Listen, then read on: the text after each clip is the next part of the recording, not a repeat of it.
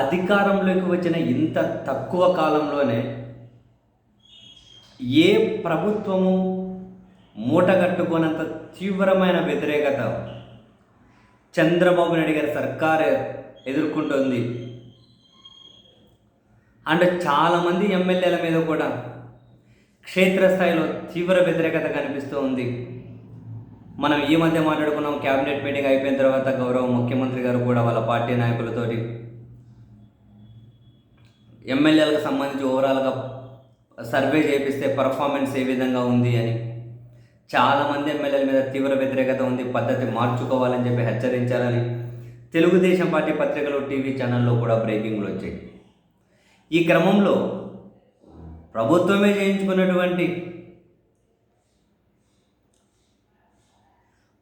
చేయించుకున్నటువంటి ఒక survey full circulate అవుతూ ఉంది.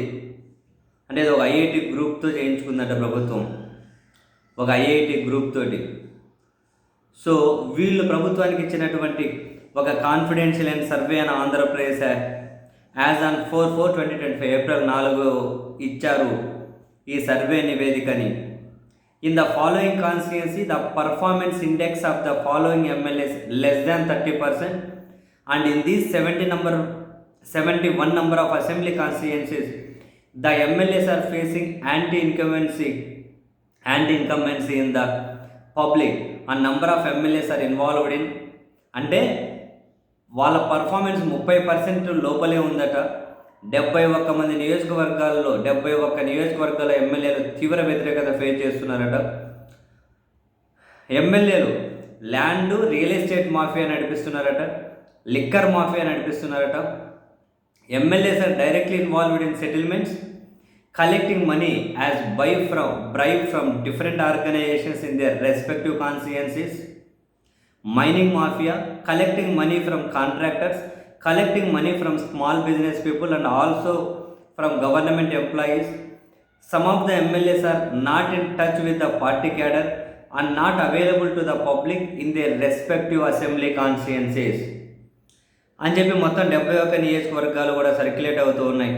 ఇందులో మీ వాళ్ళు ఎవరైనా ఉన్నారా? మీ ఎమ్మెల్యేలు ఎవరైనా మీ నియోజకవర్గం ఏంది, మీ ఎమ్మెల్యే మీద మీ అభిప్రాయం ఏంది? ఇఫ్ పాసిబుల్ కమెంట్ చేయండి, చూద్దాం.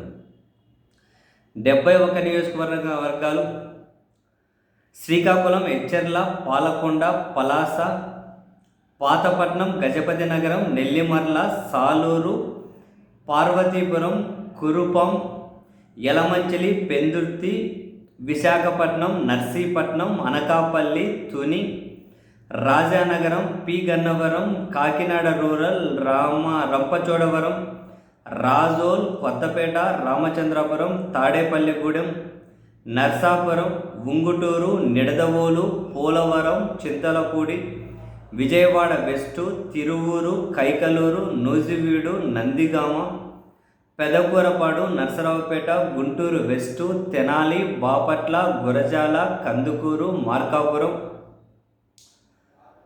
చీరాల, గిద్దలూరు, కావలి, సర్వేపల్లి, సుల్లూరుపేట, ఉదయగిరి, కడప, రాయచోటి, కోడూరు, పత్తికొండ, ఆళ్లగడ్డ, పాణ్యం, ఆదోని, కర్నూలు, డోన్, నందికొట్కూరు, మడకశిర, పెనుగొండ, కదిరి, గొంతకల్, అనంతపూర్ అర్బన్, సింగనమల, కళ్యాణదుర్గం, శ్రీకాళహస్తి, తిరుపతి, చంద్రగిరి, నగరి, గంగాధర్ నెల్లూరు, సత్యవేడు. ఈ 71 నియోజకవర్గాల్లో తీవ్రమైనటువంటి వ్యతిరేకత ఎదుర్కొంటున్నారు.